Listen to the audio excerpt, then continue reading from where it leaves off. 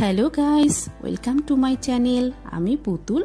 আজকে বানাবো নীলকণ্ঠ ফুলের চা। এটাকে অনেকে অপরাজিতা ফুলের চাও বলে। এই চাটা রয়েছে ভীষণ উপকারিতা গুণ।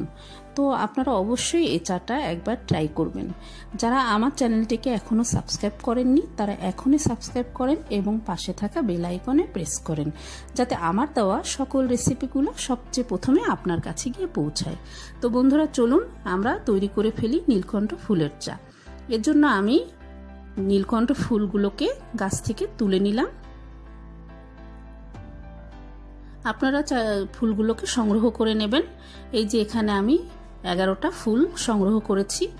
2 কাপ চায়ের জন্য 16টা ফুল বেশি ভালো হয়, তো আমার কাছে 11টা ফুল আছে। আমি ফুলটাকে একটু ধুয়ে নিলাম। এবার 1.5 কাপ জলকে ফুটিয়ে 1 কাপ করে নিলাম। তাতে 2টো তুলসী পাতা দিয়ে দিয়েছি আর দিয়ে দিলাম ফুলগুলো।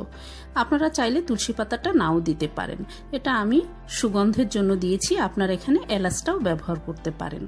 তো এখন ফুলটাকে আমি মিডিয়াম জালে জাল দিব 2 মিনিটের মতো। খেয়াল রাখতে হবে ফুলের যে নীল অংশটা যাতে ধীরে ধীরে সাদা হয়ে আসে, তাহলে নীল অংশটা জলের ভিতরে চলে যাবে। এই যে জলটা নীল হয়ে আসছে, এটা খেয়াল রাখতে হবে। চাটা নীল রং হয়ে গেলেই মোটামুটি চাটা রেডি হয়ে যাবে।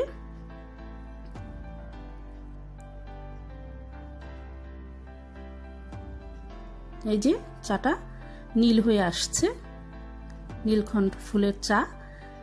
আর ফুলটা ধীরে ধীরে সাদা হয়ে আসছে। ফুলের যে নীল অংশটা এটা সাদা হয়ে আসছে।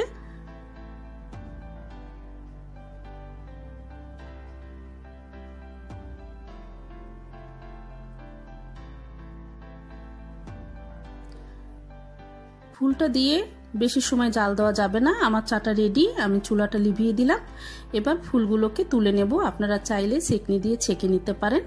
আমি এভাবে ফুলগুলোকে আস্তে আস্তে জল থেকে ছেঁকে তুলে নেব। দেখুন ফুলগুলোর নীল অংশটা অনেকটাই সাদা হয়ে গেছে। এই যে আমি ফুলগুলো তুলে নিলাম আর রেডি হয়ে গেল চা, নীলকণ্ঠ ফুলের চা। এবার আমি ঢেলে নেব। এই চাটা আপনারা মধু, চিনি, লেবুর রস দিয়ে খেতে পারেন, আবার খালিও খাওয়া যায়।